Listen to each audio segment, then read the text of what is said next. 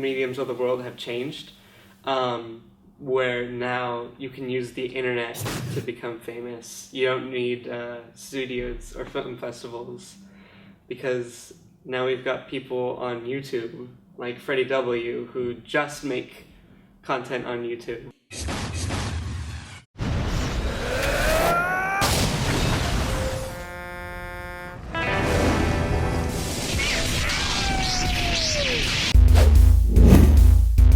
I'm like the epitome of most people on Tumblr. I mean, I love Tumblr. It's a part of my life. I wouldn't say a substantial part. Yeah, it was just like, it's just a place really where I like to like post stuff I like, and that's how it's always been. I got it because one of my friends was like, yeah, you can like look at cool stuff, and I was like, I love looking at cool stuff. Well, I'm on there every day. I mostly just reblog other people's posts, but sometimes I try to make my own things or just say something that's been bothering me, because that's what the Tumblr is for me too, is a little bit of a journal that I have. Oh, I think my Tumblr is really personal. Okay.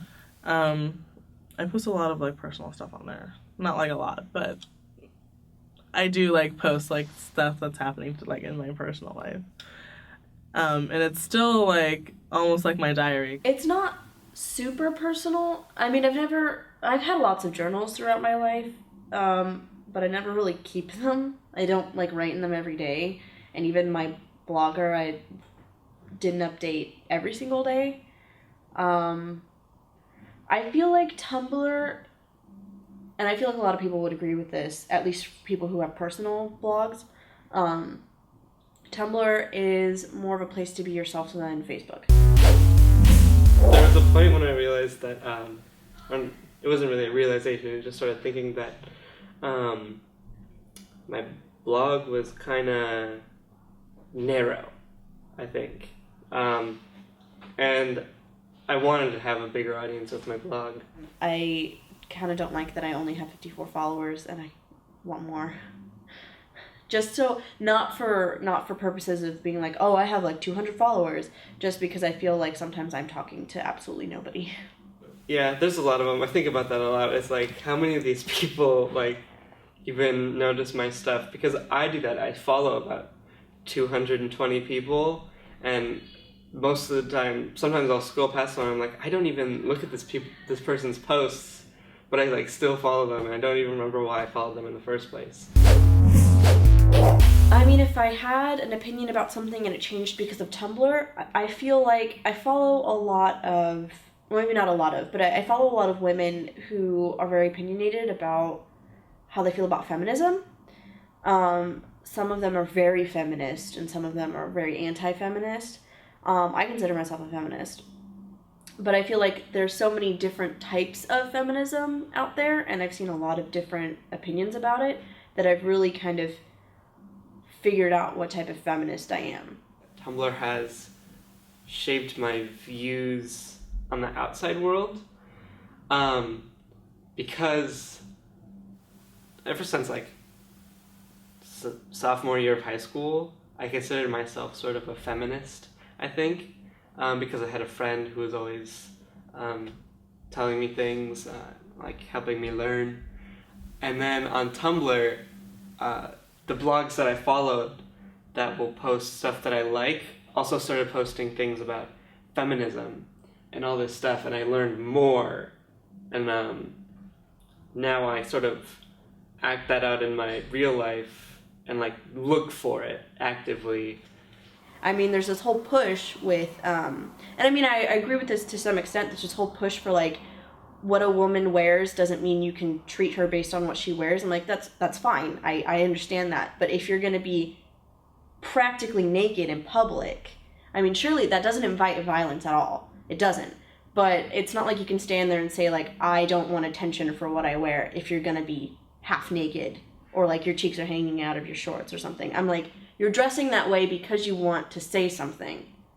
So don't turn around and say, oh, I can wear whatever I want, when someone comments on the fact that you can see like half your genitalia hanging out of your clothes. another thing that probably added to my follower count and that people wanted to like follow me is shit students say.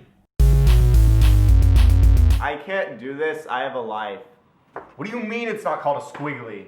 The doodles help me remember better. I have an erection. Which is this internet video that I made last year that just sort of went viral.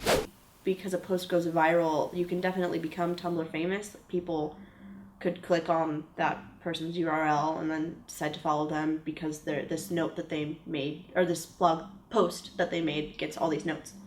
Or you could be Tumblr famous because you have a lot of followers. Like, some people have, like, tens of thousands of followers just because, you know. And they're some of the most, like, awesome, down-to-earth people.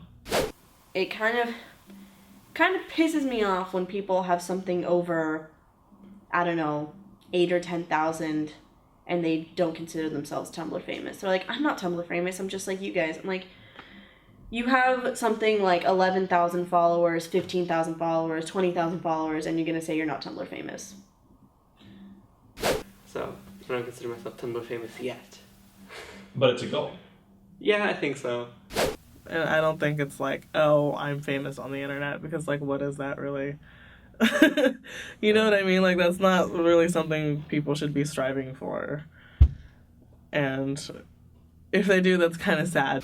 So, yeah, I think that if I can increase my people on Tumblr, I can increase the people on YouTube, I'll get like I can build up an audience, sort of, and make myself known, and then get my creations into the public eye, hopefully.